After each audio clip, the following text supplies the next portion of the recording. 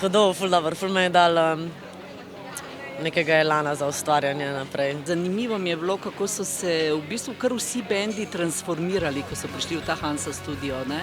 Eni so v bistvu napredovali ali pa ne vem, našli neko novo identiteto, bi rekla, ali pa neko novo pot, ne? Eni so pa pač žal razpadli. Priznam, da sem v bistvu bolj pristranska, ker sem prišla zaradi Davida Bowieja, ker sem njegova velika fenica. In sem mislila, da bo tudi malo več Bowieja, ampak ok, vse je super. Tako da zdaj sem tudi zvedela za ta komad Heroes, v bistvu kako je točno nastal, ker pa še to bil moj komad, na podlagi katerega sem se v Davida Bowieja zaljubila. Tako da vem zdaj za to ljubezensko zgodbo in tisti poljub ob zidu, ki se je nastal, tako da sem zelo vesela, da sem to zvedela. Več pa res super dokumentarc, fajn. V Berlin smo leta 91 ali pa 92 šli trije.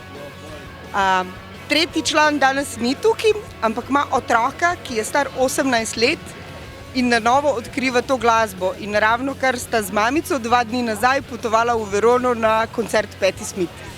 Tako da jaz mislim, da mladi ljudje še vedno znajo odkriti dobro glasbo. Nikoli ne bodo nehali odkrivati dobro glasbo in jo znati začutiti tudi samo s plošč ali pa iz pripovedovanj ali pa skozi filme in takšne festivale. Zato je pomembno, da imamo takšne stvari, da tudi tisti ljudje, ki niso občutili, jaz recimo sem bila premlada za Davida Bowieja pa Iggy Popa, vi ste premlada za Einstürzende Neubauten in Nicka Cavea, ampak vsi imamo svoje čase in vsi imamo svojo zgodovino in je zelo pomembno, da obstajajo takšni festivali, da nas spomnejo. Absolutno upam, da bo šlo to naprej. Mislim, da manjka pri nas predvsem teh specializiranih festivalov, kot je ta. Da mislim, da je super, no, in zelo upam, da se bo to obdržalo v bodoče.